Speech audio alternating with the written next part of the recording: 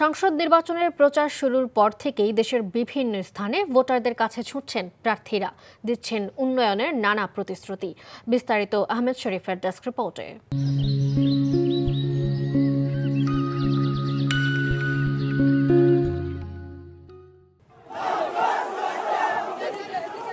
কক্সবাজারের চকরিয়ায়, সুরজপুর, মানিকপুরে গণসংযোগ করেছেন বিএনপির স্থায়ী কমিটির সদস্য সালাউদ্দিন আহমদ। এ সময় তিনি বলেন, বিএনপি একমাত্র বাংলাদেশের পক্ষের শক্তি।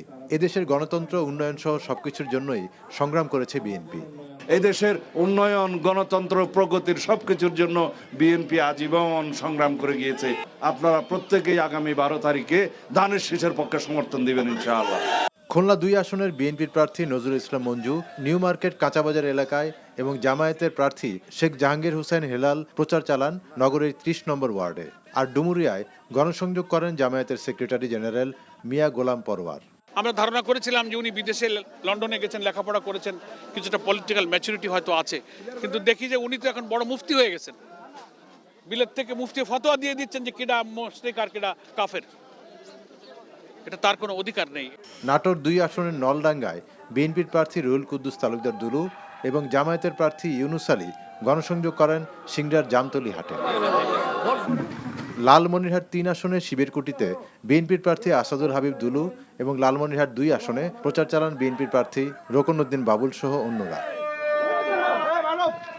কুমিল্লার 4 আসনে গণসংযোগে অংশ নেন এনসিপির হাসনাত আব্দুল্লাহ সহ অন্য দলের প্রার্থীরা। পিরোজপুর 2 আসনে প্রচার চালান দেলোয়ার হোসেন সাইদির ছেলে জামায়াতের প্রার্থী শামীম সাইদি।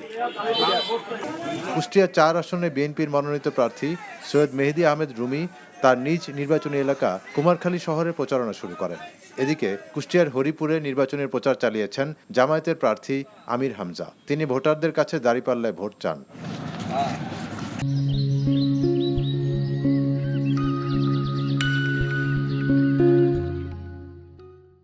পটুয়াখালী 3 আসনে গণসংযোগ করেছেন গণ অধিকার পরিষদের সভাপতি নুরুল হক নূর।